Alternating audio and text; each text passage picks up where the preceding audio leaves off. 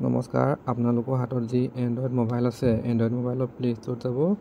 Play' ষ্ট'ৰত গৈ SBM-SSG2025 নামৰ এটা এপছ আপোনালোকে ডাউনলোড কৰি মোবাইলত ইনষ্টল কৰি ল'ব। এই এপছৰ যোগেদি মিনিষ্ট্ৰী অফ জল শক্তি মন্ত্ৰণালয়ে আমাৰ যি স্বচ্ছ ভাৰত মিছন চলি আছে, স্বচ্ছ ভাৰতৰ অনাময় আঁচনিৰ দ্বাৰা আমাৰ মানুহখিনি কেনেধৰণে উপকৃত হৈছে তাৰ এক মূল্যায়ন কৰিবলৈ বিচৰা হৈছে। গতিকে এই এপছৰ যোগেদি আপোনালোকৰ বহুমূলীয়া মতামতখিনি দাঙি ধৰিবলৈ অনুৰোধ জনালোঁ। প্ৰথমতে আপুনি এপছটো ইনষ্টল কৰিব। ইনষ্টল কৰাৰ পিছত মোবাইল নাম্বাৰ দি ৰেজিষ্ট্ৰেশ্যন কৰিব লাগিব। ৰেজিষ্ট্ৰেশ্যন কৰাৰ পিছত আপোনালোকৰ এটা OTP আহিব। মোবাইলত OTPটো আপোনালোকে প্ৰথমতে ছাবমিট কৰিব লাগিব। ছাবমিট কৰাৰ পিছত ইয়াতে ভাষা ছিলেকশ্যন কৰিব লাগিব। আপোনালোকৰ সুবিধা অনুযায়ী ভাষা ছিলেক্ট কৰিব।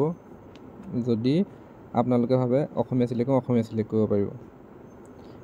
তাৰপিছত ষ্টাৰ্ট ছাৰ্ভে বুলি আহিব।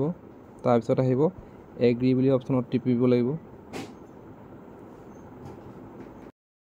তাৰ পাছতে আহিব আপোনালোকৰ যি ৰাজ্য, ষ্টেট বুলি এটা আছে, ষ্টেট ছিলেক্ট কৰিব লাগিব। ডিষ্ট্ৰিক্ট ছিলেক্ট কৰিব লাগিব, ব্লক ছিলেক্ট কৰিব লাগিব, ভিলেজ ছিলেক্ট কৰিব লাগিব আৰু তেনেধৰণে মেল ফিমেল ছিলেকশ্যন কৰিব লাগিব। তাৰপিছত এজটো ভৰাব লাগিব। তাৰপিছত নেক্সট অপশ্যনত যাব। মই এতিয়া ইয়াতে সেই ডাটাখিনি district, state, block, village, male female age সেইখিনি ছাবমিট কৰিলোঁ। তাৰপিছত কিছুমান আপোনালোকে প্ৰশ্ন উত্তৰ ফিল আপ কৰিব লাগিব। প্ৰশ্নটো আছে, গাঁৱৰ সকলো ঘৰত শৌচালয়ৰ সুবিধা আছেনে? নিজস্ব যুটীয়া বা সামাজিক শৌচালয় কেনেকুৱা ধৰণৰ আছে? এইটো আপোনালোকে তাতে যিখিনি অপশ্যন থাকে তাতে ছিলেকশ্যন কৰিব লাগিব। দ্বিতীয়তে প্ৰশ্ন হৈছে, আপোনালোকৰ গাঁৱত কোনো অঞ্চল আছে নেকি য'ত মুকলিকৈ শৌচ কৰা হয়? হয় নহয় এইটো আপোনালোকে ছিলেকশ্যন কৰিব। তাৰপিছত নেক্সট টিপিব। তেনেধৰণে আপোনালোকে বিভিন্ন প্ৰশ্ন পাব। প্ৰশ্নখিনি তাৰ উত্তৰখিনি তাতে আছে। উত্তৰখিনি ছিলেকশ্যন কৰি আপোনালোকে নেক্সট অপশ্যনটো টিপিব লাগিব। ইয়াতে প্ৰায় 13টামান আপোনালোকৰ প্ৰশ্নৰ সন্মুখীন হ'ব।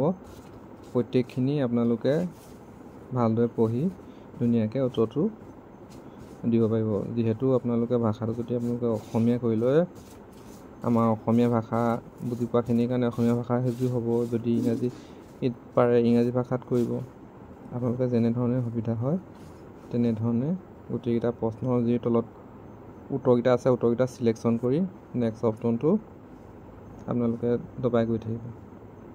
তেতিয়াই আপোনালোকৰ গোটেই প্ৰচেছটো কমপ্লিট হৈ যাব। টোটেল 13টা প্ৰশ্নটো দিব লাগিব। এতিয়া প্ৰশ্নখিনি আপোনালোকে এফালপা ধুনীয়াকৈ পঢ়িব। পঢ়ি আপোনালোকে ইয়াৰ যিখিনি তলত দিয়া অপশ্যনখিনি আছে, অপশ্যনখিনি দবাই নেক্সট কৰি গৈ থাকিব। প্ৰত্যেকটো প্ৰশ্নৰ উত্তৰ দিলেহে আকৌ নেক্সট পৰ্যায়ত যাব পাৰে দেই। আপোনালোকে চাই ল'ব। গতিকে আপোনালোকে এই বহুমূলীয়া যি মূল্যায়ন প্ৰক্ৰিয়া আপোনালোকৰ যোগেদি ছাবমিট কৰিবলৈ অনুৰোধ জনালোঁ। 13 নম্বৰ প্ৰশ্নত হয় নহয় দিব। এই হয় নহয় পিছত তলত ৰিমাৰ্কছ অপশ্যনটো যে আছে বগা ঘৰটো, এই বগা ঘৰটোতে কিবা এটা মন্তব্য দি পেলানি চেক হিয়াৰ টু অপশ্যনটো টিপি দিব। দিয়াৰ পাছতেই আপোনালোকৰ লাষ্টত এটা থেংক ইউ বুলি আহিব বা ধন্যবাদ বুলি আহিব পাৰে। আহিলে গম পাব যে আপোনালোকৰ গোটেই প্ৰচেছটো কমপ্লিট হৈ গ'ল। এতিয়া লাষ্টৰ পৰ্যায়লৈ গৈ আছে। চেক হিয়াৰ টু ছেভ কৰি দিলোঁ। ইয়াত থেংক ইউ আৰু তলত ক্ল'জ বুলি আহিলে। ধন্যবাদ। ভিডিঅ'টো শেষত যে যিখন স্কেনাৰ দিছোঁ, এই স্কেনাৰখন স্কেন কৰিও SBM-SSG2025 নামৰ যিটো এপছটো আপোনালোকে মোবাইলত ইনষ্টল কৰিব পাৰিব। ধন্যবাদ।